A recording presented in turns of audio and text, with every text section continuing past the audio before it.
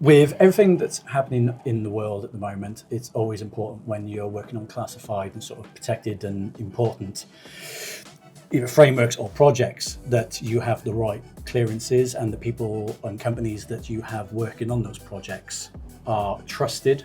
And one way to build that trust and know that your data is going to be safe is to have security clearances. What clearances are there? How do you get them? Do they appear out of thin air, or does somebody actually have to do all the donkey work in the background to make it possible? Welcome to the briefing room.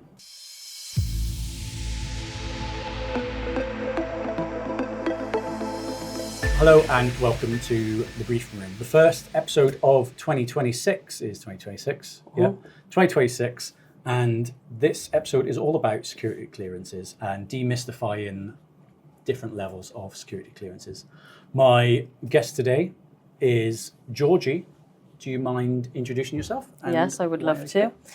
So my name's Georgie Henderson. I've been at CDS Defence and Security for 4 years next month. Came in as security administrator, was later appointed deputy security controller, and now I am security controller. Thank you. Thank you. My first question would be, what does a security controller do? But what are security clearances? From my point of view, I joined the company. Yeah. A couple of months later, I got told by my manager, you are SC cleared now. And I was like, awesome, thanks. Don't know what that means. I got a different colour badge. What are security clearances? So in short, and please feel free to stop me in my tracks because I do have a tendency to talk as if people know all the things about security that I know. We can have a longer one, and then I'll ask you to narrow it down to 60 seconds. So this is the warm-up. Got your stopwatch. It's a way of ensuring that the people we're employing to work on government assets or information, secure sites, secure areas, such as we have here, that they have a level of integrity. Okay. It's a background check, really, so it makes sure that you don't have ties to foreign intelligence services. That would be sort of a big red flag to someone that's going to come in and see sensitive government information. Making sure that you are, not a hard user of drugs and alcohol. I know a lot of it is a lifestyle check as well. At the same time, we're not judging lifestyles. We're not here to catch you out. We are here to sort of assist you in your role and responsibilities that come with that. Okay. Ensuring there's a safety net for government. Okay, so that was quite quick, but can you do it in 60 seconds of maybe... That's me being like, there's a clock in my head. I'm under pressure. Under pressure. Security clearance in layman's terms is not dissimilar to a DBS. Most of us know what a basic DBS is. It's a check whereby we are looking to see that the person for which we are obtaining the clearance is able to, be trustworthy enough to work on secure sites and secure areas, have information passed to them or by them that is sensitive government information, basically. Okay. So everyone here, to my knowledge, has some form of clearance. Yes. Until now, most of us probably didn't know what actually goes behind the scenes. So say when I joined the company, what would have happened? Do I have to give you any information, or what sort of information do you work off of? So given that we're in the defence industry, we would start you with, same as any other company really, in any other sector, you would start with a BPSS check, which is the sort of government equivalent then of a basic right to work check. That stands for Baseline Personnel Security Standard. That really tested me then, I had to think about that. And it includes, but isn't limited to, identification checks, employment history checks and referencing, and a criminal convictions check as well. Okay. So that's sort of what you would come in on, because we do have close ties to government as a company and in the industry. Once you have received your BPSS, once completion is in, we then go on to look to, okay, what are the role requirements for this person in this position? do they require a national security vetting, so SC or DV, which again I will explain in further detail later on, or are we just going down the DBS route? So it depends on the role requirements, what you might have access to, where you might need to go and visit. We don't sort of overcompensate. We wouldn't give you the highest level of clearance if it wasn't necessary. They are all what is necessary. We don't need to waste resources. Okay. So you've touched on it a bit there with my next question. So why do we need security clearance in the first place? Mm-hmm. That, I imagine, is we know that person A and person B that come into the company, we can trust person A because he's got some form of clearance. Yeah. That they can be trusted with some form of information on a project. Mm-hmm. How many types of clearances are there then? I thought it was just like SC and then DV. Well, so one's above it. BPSS is not a formal clearance. Okay. It's just, like I say, it's the government working basic right to work. Okay. If you're looking at United Kingdom security vetting, they have for, say, contractors of the MOD, they would have 3 main levels. So you start at the CTC, which is counter-terrorism check. The next one up is SC, that stands for security check, and then finally DV, which is developed vetting. Okay. And developed it is. Is there anything above DV in the UK or? So not for contractors, generally speaking, but you can get an enhanced SC and an enhanced DV. Okay. That's sort of, my understanding is it's almost like a top-up from your existing MOD clearance. So if you have an existing SC and then you're put forward through another agency for an enhanced SC, they will take some of the information used during your SC process and just give you an enhanced SC with further checks. Okay. What would happen if there wasn't any clearances? If clearances didn't exist, what would happen? I mean, you can only imagine, really, but it would pose a significant risk. We all know that things happen while there actually are security clearances in place in the UK. Yeah. We know that people are in breach of security and have broken national security laws whilst having high-level clearances. Without them, that would make accessing sensitive information that much easier. We would be exposing the entire sort of infrastructure of national security in the UK. It makes cyber attacks a lot easier. Cyber attacks, data leaks, insider threat. So anybody could then sort of waltz into our company and say, "Yeah, I've been a good boy or a good girl my whole life." And you think, right, lovely, okay, come in and have a look at this, which is like marked secret, and you don't know who they're then passing that information on to. Now, what the clearance checks do is they do look at your connections. Okay. Depending on the level of clearance, they'll look at your connections, and if you have, regular communications with someone who is high up in a foreign intelligence service, for example, and some interesting looking deposits into your bank account once a month, eyebrows will be raised. So is that for all of them, or is that just for like DV, or is that even SC as well? I mean, SC does include a financial check, a financial questionnaire, but the DV is they dive deep for the DV. Okay. Yeah. Yeah. I imagine later on we'll be diving into what actually some myths and sort of stuff behind DV clearance, or have you a mixture of things? There are a lot. People? Yes. Yeah. Okay. And like I say, I say to everyone within DS, I don't think any question is a stupid question when it comes to security. You can't be too safe. Yeah.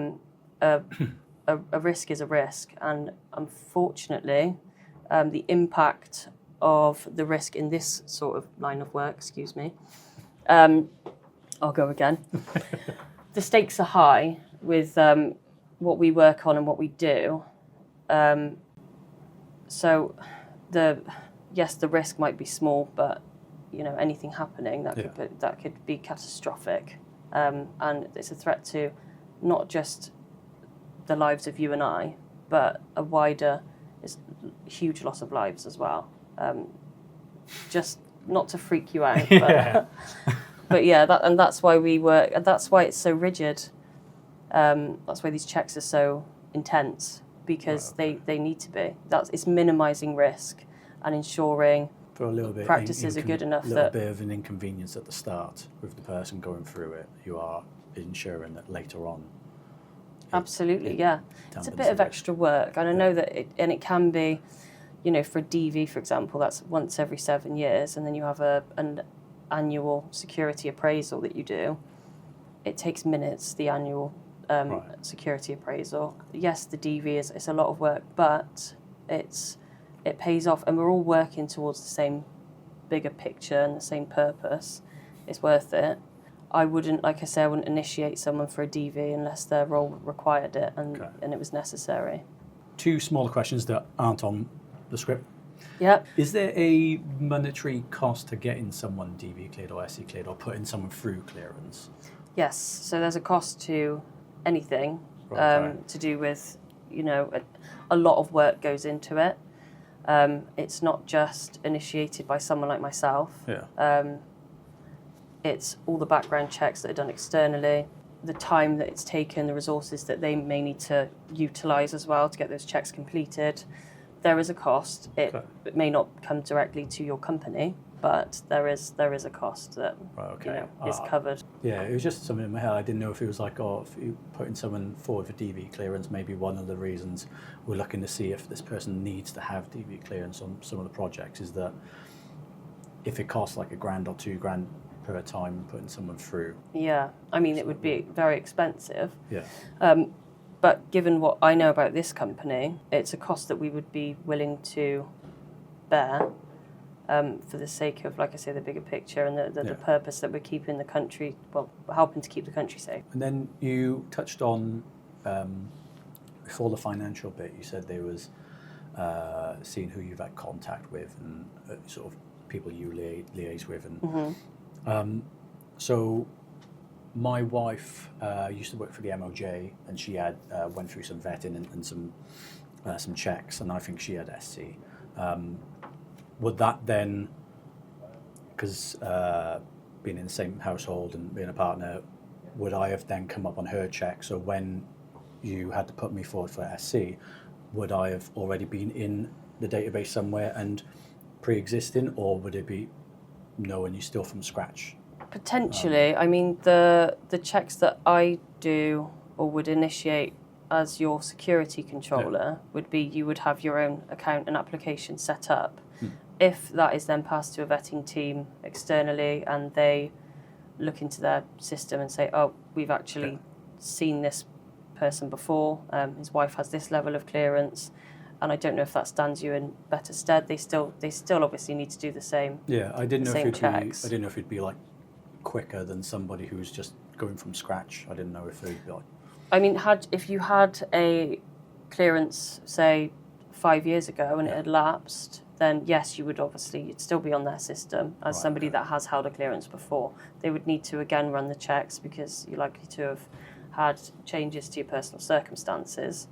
But yeah, to be honest, that is a question that I wouldn't know for sure. It might be that you're on their system, but you'd be on the system as a clearance holder's husband, as opposed to a subject of theirs, a clearance holder. Obviously, up until you obtain your own clearance. Yeah. So yeah, again, that's something that I wouldn't be able to say for sure. I've got common myths around DV clearances and sort of either misconceptions or sort of rumours of how deep they go. SC compared to DV, what is that sort of jump like? Because some people are a bit reluctant to get DV, Yeah. whereas there's other people who are like, everyone in the team should be DV. What is the difference between them and sort of how much more work is put into it? Well, like I say, the DV should really only be used if the role requires that level of clearance. Yeah.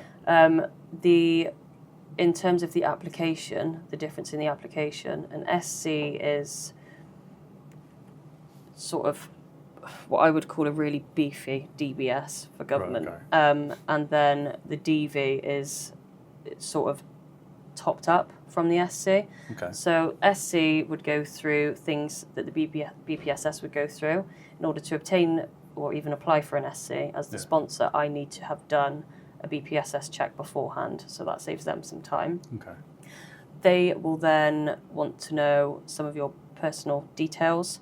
If you do have foreign connections. With the DV, then they will try to obtain references. So it could be that they want a character reference and an employment reference. They will interview you, and that interview can be as quick as an hour or so, or it can last half a day, depending on how many skeletons you have in your closet. Okay.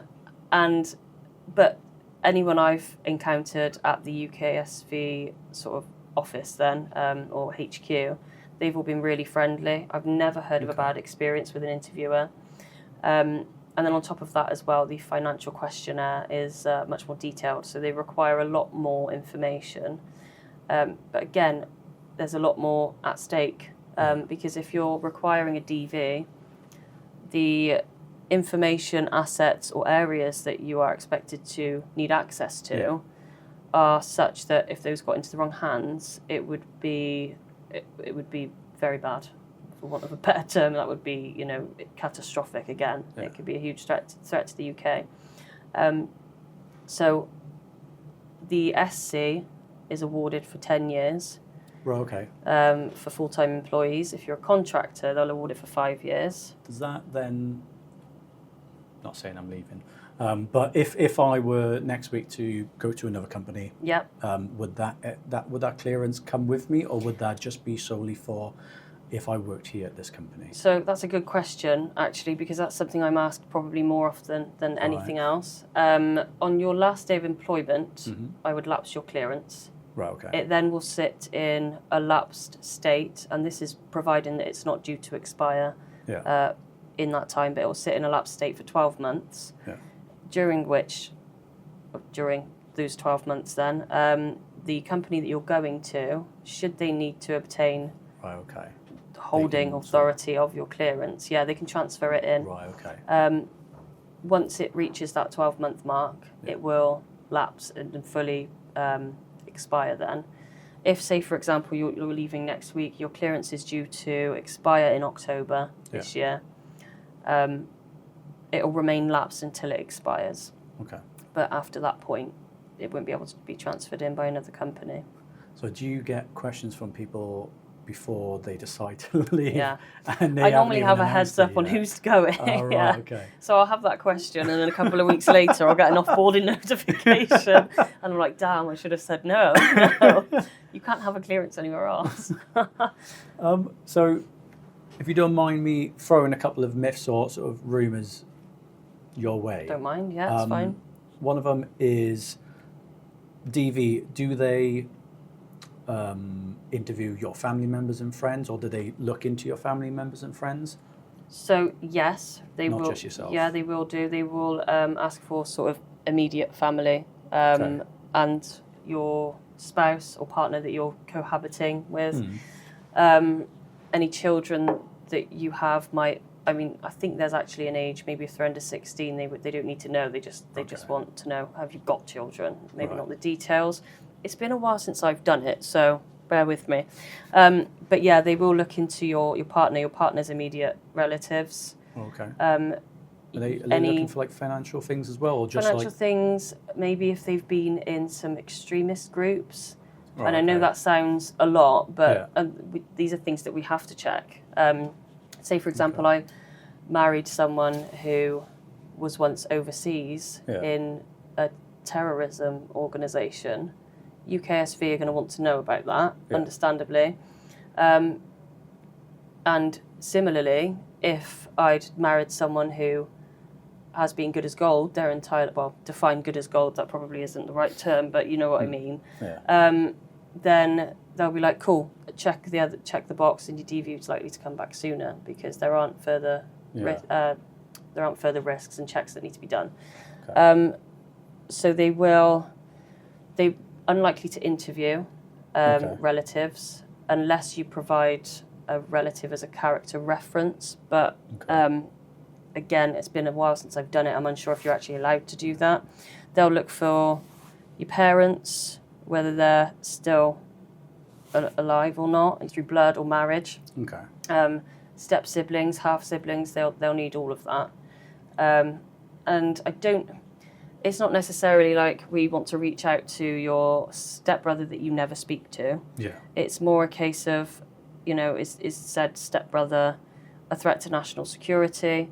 Do you speak to them on a weekly basis? Right, okay. Has this person maybe tried to, is this person going to be an insider threat and you're trying to come to the company to leak information? Is there sort of malicious intent? It's all these things that we don't, us coming into the company, we think, cool, check, part of the onboarding process. And once it's done, you've got it. But there's a reason behind every single step in the process. And that reason ultimately always feeds back to the main reason of we want to ensure the safety of the country. So you mentioned earlier about SC is good for sort of like 10 years. Yes. If anything, how regularly is that sort of updated or checked up, or your details, like your financial details? So it's a good question. Are they updated regularly, or is it every 10 years? Because something could majorly change. Well, yes, yeah, it could. So when we receive a notification that the clearance is complete, so say for example, then I have an email through, and it says. It doesn't say congratulations, it'd be nice if it did. Congratulations, Karl Rees has obtained an SC for 10 years. Here's the issue date, here's the expiry date, here's whatever else you might need. I suppose onus is on me to firstly inform you that you've obtained security clearances. I then need to explain your responsibilities, which will be ongoing throughout the entire duration of you holding that clearance. I suppose I act as a person of, if you do have any questions in, say, a year's time, you come to me. But part of what I am supposed to and try to educate new clearance holders on is that there is an element of aftercare that comes with clearances.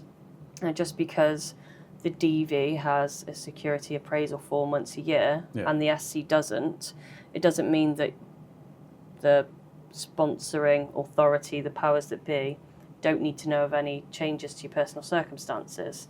Okay. So once I receive that clearance for you, I will email you and say, you've got your clearance, blah, blah, blah. You need to do X, Y, Z. We expect that from you. We expect to hear when you need this or when you're doing that. Again, I'm there to support. I'm not there to catch anyone out. And finally, one of the things I would say is if you have any major changes to your personal circumstances, whether that be who you live with, your financial circumstances. I was going to ask if this little bit then be for mainly the people inside our company, but if anyone who I didn't know, I would have to come to yourself to sort of say if anything happened outside of work or like my lifestyle change. So for anyone inside CDS then, the CDSDS, what would be the things that they would have to come to you with saying, oh, well, this has changed? Well, you must have obtained your clearance before I joined because I would have told you that. I do my job. I've been here nearly 7 years now, so I've been 4, so wasn't me. I don't expect details. What I ask for is that if there's any uncertainty or something has happened of, notable difference then in your life that you think, I don't know whether I should or not, you can come to me with the details if you want to. It was strict confidence, and I can guide you from there. If you'd rather not tell me exactly what it is, just say, I think I might need to do a change of personal circumstances form to submit to the external sponsoring authority, and I just send the link. Now, if I send the link and you look at the form online and there's no option for what you're wanting to update them on, then maybe you don't need to. Okay. If you think, well, it's not on the form, but I really should tell someone, I can give you an email address or a phone number. I think with any clearance, it's all about transparency. There's no sort of threshold, whether that's minimum or maximum in terms of financial changes, and they do say that it is subjective, because what might be a lot of money to you might be, it's probably the wrong way around, might be a huge amount of money to me because, you know, it is subjective, but it's anything that, this is the thing with security controllers and government organisations, we put a lot of trust and faith in our subjects, as we call them, you know, our people. We put a lot of faith in people's common sense as well. So, because if you can obtain a clearance, you clearly have some level of, you know, intellect that allows you to maybe differentiate between they don't need to hear about this, and this is a big enough change that they do need to hear about it. Okay. Like I say, I'm not there to be nosy. I don't need details. It's always in confidence. If somebody wants to talk to me about anything, they can. I would just like to say, however, sort of a caveat to that is that if I think that's a threat to national security or in breach of security, it is my job to report it. But that, again, that's like very rare, few and far between that sort of thing happens. I've heard a myth about, well, it might not be a myth, might be factual, but if I've got a DV clearance and I want to go on a holiday and it's a cruise and it goes multiple stops, are there any countries I'm not allowed to go to? Or not, maybe not allowed, but I've heard some people go, oh, you can't visit that country if you've got DV because you'll be in a holding cell for like a week and you'll miss your cruise. Well, I'd say they might be watching too many movies. Right, okay. But it is a risk. Okay. It is a risk, yes. So, have you got like a list then? There of is a countries list. There is a list. Yeah, it's not one that I've created. It's one that I have been sent, and anyone in my position should have sight and knowledge of. Right, okay. For clearance holders, there are two types of two lists then of restricted nations. Right. Now that list in itself is classified. Oh, okay. If I could send it out to everybody, it would make my life a lot easier. Yeah. Because I have, you know, in security, you do have to don many hats at different times. I have recently become a travel agent with the amount of restrictions that we've put in place, which is fine, like I say, because I am there to help. But I would always advise, some of them are obvious. If there's ongoing conflict, maybe don't go there. It was, I think I was chatting to someone and they said their cruise, it started off by going either to China or Hong Kong or something, and it was only for like a stopover. Yes. It was to get to the other ship or something. Yeah. But that would have implicated it still applies, him being over there. Yeah, port stops and that whole cruise he couldn't do because the first stop was there. Yeah. Which I didn't think about before then, but I didn't know if there was like a no-no list of. I know definitely a no-no list. I know there's certain countries in the world you probably shouldn't go gallivanting in, but so there are separate levels to it. Yeah. So if you think of it as one list, then of an entire list of restricted nations, some locations being more serious, more of a risk than others. Now, as security controller, it would be down to me to provide written consent and I was going to say lecture. It's not a lecture, so please feel free to come to me if you need to for a briefing. Just about the risks of going to that country. I will probably almost always advise that unless it's absolutely necessary, don't go. Okay. But I'm not gonna be able to stop people. And the big no-nos, if we put it lightly, then. Because I don't want to discuss the list in too much detail because it is classified, but the big higher risk nations then, or territories, we say if you are going to travel there, it is usually on extreme compassionate grounds. Right, okay. And again, you are required to obtain prior written consent from your security controller. Yeah. And a briefing, and that briefing is basically it's for your safety above anything else. So first of all, my first little question would be, when you give these briefings, do you dress up in a TUI outfit and sort of like, be like my cravat, yeah. Not always TUI, sometimes Emirates. Welcome to this territory. Here's everything you know about the local area. Yeah. My second one would be... It's not unlike that though, but it's just in a national security sort of sense and the aspects of holding a clearance and travelling with one.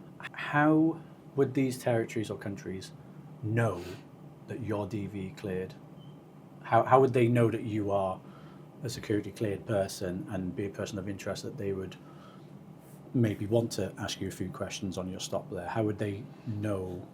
Are you, like, if you go through clearance, are you on then the government's list, and then does it beep when you get your passport scanned or something? Yeah, so do they know you've been through a certain amount of checks, so you must be a person of interest of some kind? You'd like to think, unless it was an allied nation, that no, they don't know. However, I just got Mission Impossible in my head now, and James Bond. It's just like they're constantly looking for you, or someone of interest has popped up on our map. Yeah, right. I mean, sometimes it might be. However, I think that is more of a risk when you are looking at public figures as opposed to. But then you never know, because the biggest risk to security is people.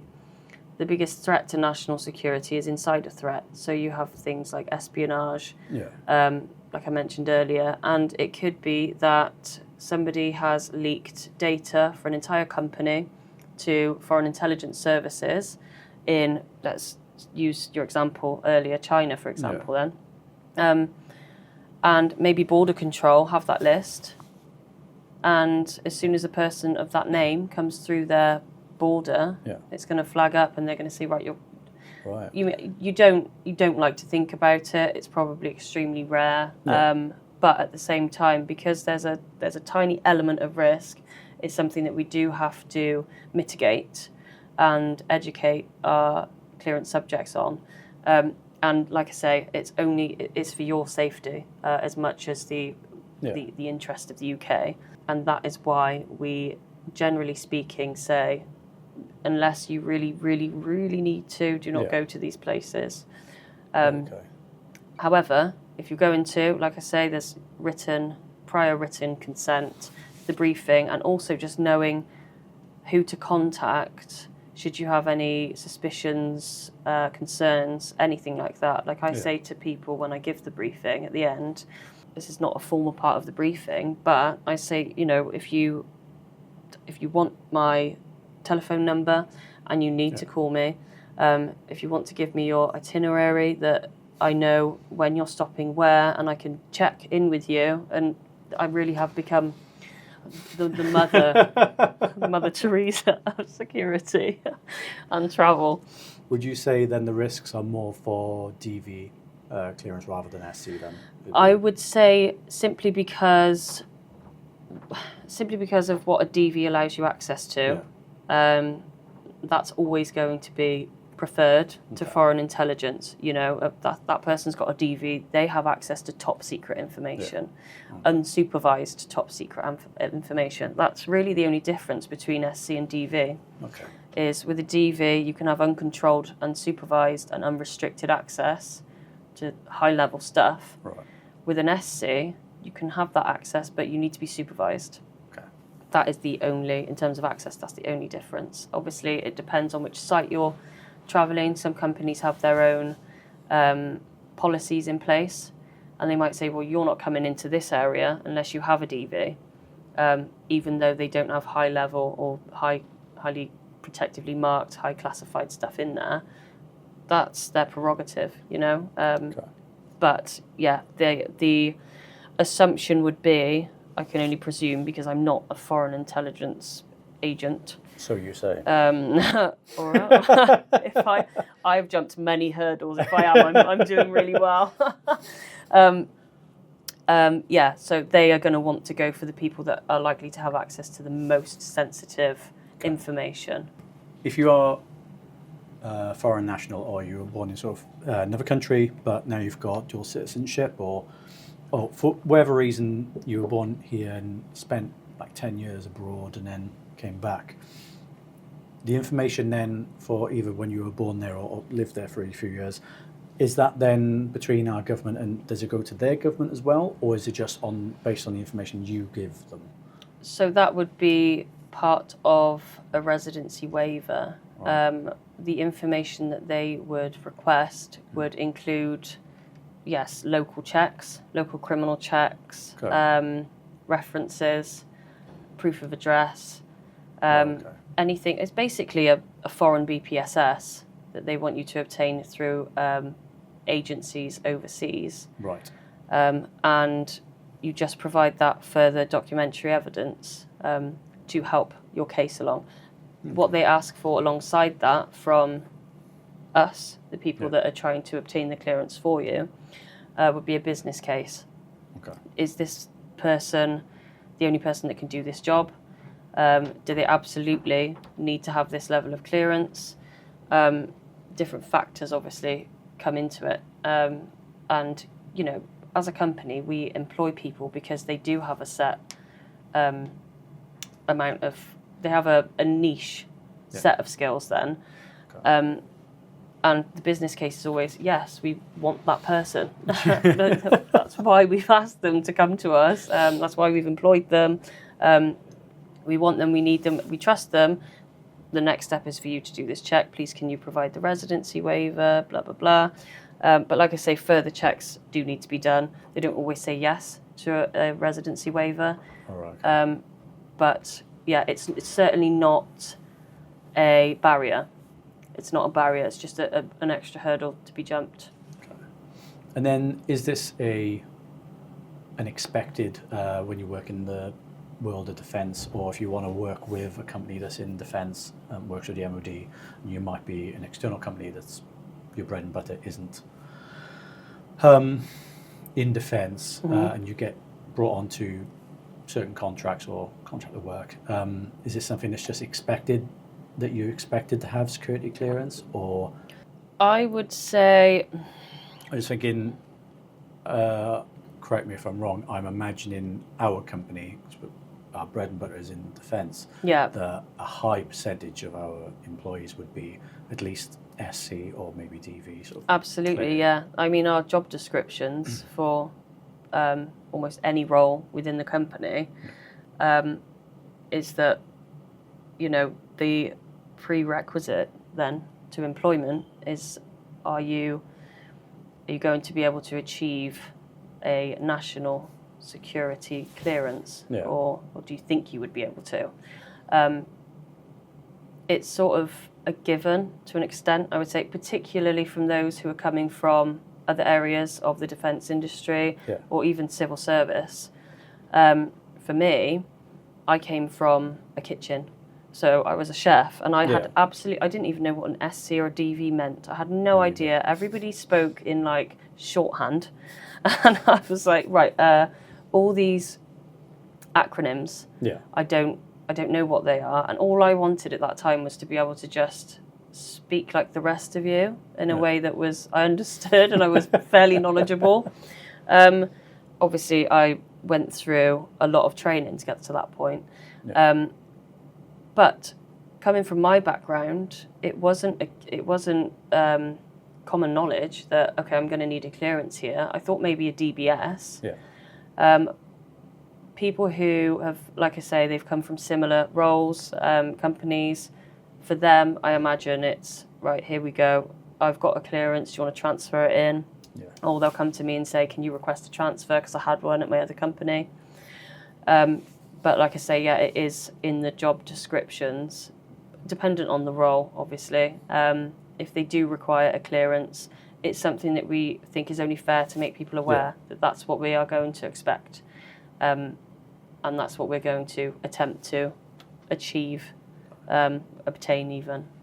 Just finishing off on the myths and stuff then, is there any myths or about the clearances that you want to sprung to mind that you want to just like I would, put in the ground now? yes, mainly to give people peace of mind. I think, and I am going to speak somewhat informally now. I've been on work social events before with people, and feel like maybe they've held back in terms of having fun. Now, fun again is subjective. There's an element of, we're out on a work social, you do need to maintain a level of professionalism. Says me. Says me, the MC. And I don't want people to feel like they can't enjoy themselves because there is a member of the security team present.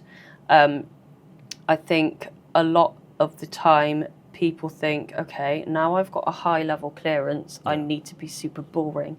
No, and it doesn't mean you can't go out with your mates on a Friday night and have a few beers. It doesn't mean that you can't go to a football match and maybe chant a little bit without causing an absolute scene. You can still, do the things you were doing prior to obtaining your clearance, because these things have been checked, and if you've been transparent with your vetting agent during your interview, they know all of these things anyway. They still gave you the clearance. So go to the pub on a Friday, have you don't constantly in moderation, have your beers. Exactly. It's not like that. I mean, let your hair down, guys. Let your hair down to an extent. Yeah, do so. And this is the mother in me speaking now, but do so safely and sensibly, in the knowledge that you can still, if you're young, you can still go out and have fun with your mates. Just remember though that with your role and with the clearance that you're holding, it's a huge responsibility. And yes, we expect certain behaviours, certain levels of transparency then, but don't restrict yourself completely. We're restricted enough in life.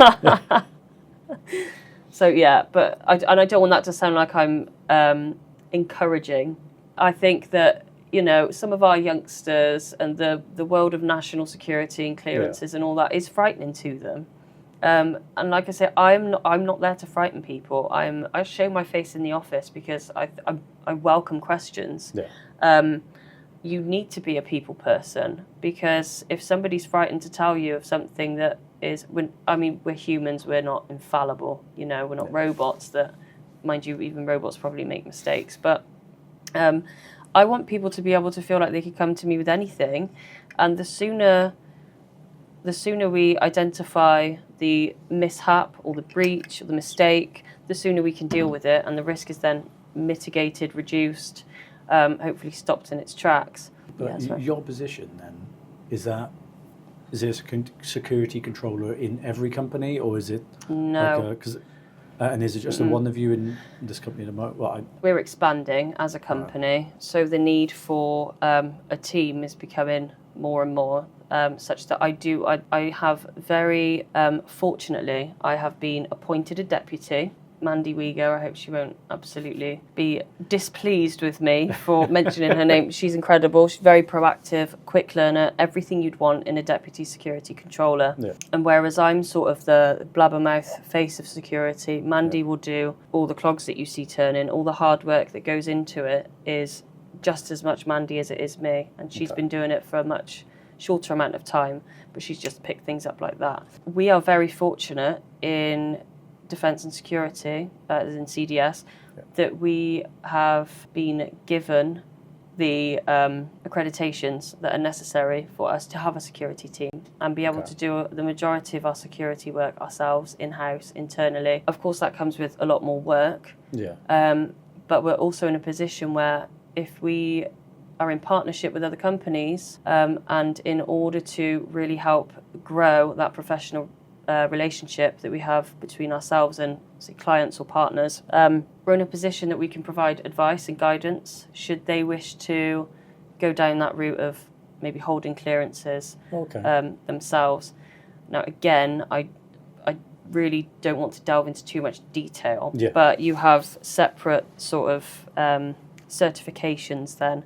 You have one for your physical security, which are the two main branches of security I work in, physical and personnel. Physical security, is one certification or accreditation. Personnel is a separate one. We are seeing more and more, I don't know if it's maybe startups, but certainly very, very experienced people in companies that do not have a security officer or controller. They do not have the right accreditations. And that's not because they haven't been able to obtain them. It's just because it's something they're working towards. Yeah. We're in a position where, and you know what we're like as a company. We're a family-run company. We're always going to help our partners and clients, associates and such. We can provide a level of consultancy, support, guidance, help, assistance, whatever it might be. We have held that position for so long that we can, and this goes back to, it's not all about, it's commercially sensitive because there are competitors everywhere. Yeah. We all in the defence industry are working towards the same goal. And if part of ensuring the country is safe and our systems, processes are secure, is to help out other companies, that's absolutely what we're going to do. We are in a position where we can hold clearances for an associate pool. Right. Other companies might come to us and say, hey, we'd like to work on this project with you, but we don't have anyone to help with clearance stuff or security, educating. So you're essentially basically like a service then that we can offer. I am a service. I don't want that to come across as like a sales pitch as well. I'm not a sales rep at all. I know we can sort of feel a bit like a salesy sort of like, oh, so we do this, do we? Yeah. So our company can do that, but we're not doing it for our gain though. That's leads back to what I say about the main goal for all of us. Is it's not. There's no commercial. The commercial gain for us is not. That is absolutely in the background. That is probably the last thought, especially for me. I want to help my peers and other security professionals. I know what it's like to be in a position where you need support on something. Yeah. And I've been very fortunate in that I've gone to a friend very high up in security at ADS Group, who was an absolute just like person of all knowledge, all things security. Right. And so if I can then pass on some of that knowledge, guidance, support to someone else for whatever they may need, I'm going to do that. That sort of brings me on just my last question, which is, what do you see as the future of security clearances? Are there any changes you think are going to be made, or? Yes, I do think, and I know there was talk not so long ago about changing the names of the various clearance levels from say DV to level 3, for example. Okay. I haven't seen that change yet, so I don't know if that's still on the horizon. But I know that the SAF procedure is about to change, so that's the security appraisal form for DV holders. Currently, those are initiated by your security officer or security controller.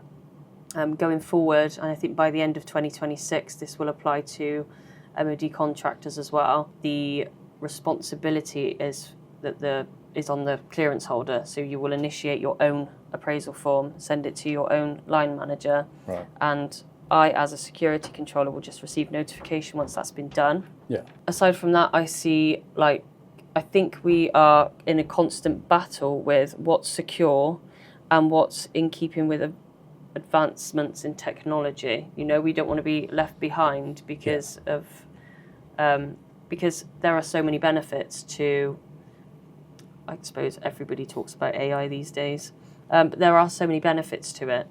And I'm seeing more and more things now being utilised by technology, artificial intelligence, and there are a lot of benefits to it.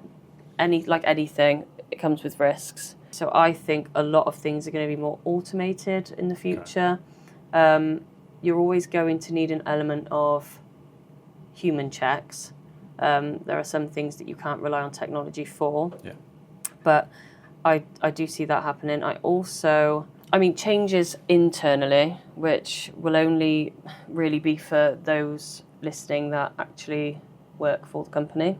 If everybody isn't tired of listening to me speak by now, in the next month or so, I will be hosting security lunch and learns. Okay. Because everything that we've discussed is all well and good, and I talk about the responsibilities of the clearance holder, but it's not your responsibility to just know that. It's my responsibility to educate you. And so it's almost like we're a pair or a team then for your clearance. We have to work together. That sounds really cheesy, I know, but teamwork, bro. There's no I in team. Let's get match fit. So yeah, like I say, it's my job to educate and make sure that you're in the know with updates that are essential for your roles. Well, hopefully, everyone inside the company will watch this podcast all the way through. If you don't, I'm going to report you. So all the way to this section where it's giving you a glimpse into the future, and everyone hopefully will know a little bit more about security clearances, and then hopefully with that, and then your sort of lunch and learns and everything, everyone will, not have those sort of little questions that they're a bit too embarrassed to ask, because they might think it's a little bit silly, like everyone should know it. Yeah, I'd rather 100 questions than 100 mistakes, because mistakes in security can be very damaging. Yes. And that's another briefing complete. It sounds really cheesy coming out of my mouth. No, it doesn't. I must say that one was my favourite, and it's the only one I'm going to watch. I'm joking. I'm only joking. There are things there that I've rambled on about. You may get comments of, that's not actually accurate, but I've just put it in my day-to-day as I know it. It'll help the comment section anyway. Thank you for having me. That's all right. Thank you for coming on. And if you watched all the way to the end, then if you can give a like, subscribe, send to 5 friends or 5 work colleagues, and if you like this, I've got there'll be like 2 little videos here of something that the algorithm will say you should watch next. So I'll just give you about 10 seconds to click on the algorithm. Al Gore. Is that 10 seconds yet? 3, 2, 1, and done.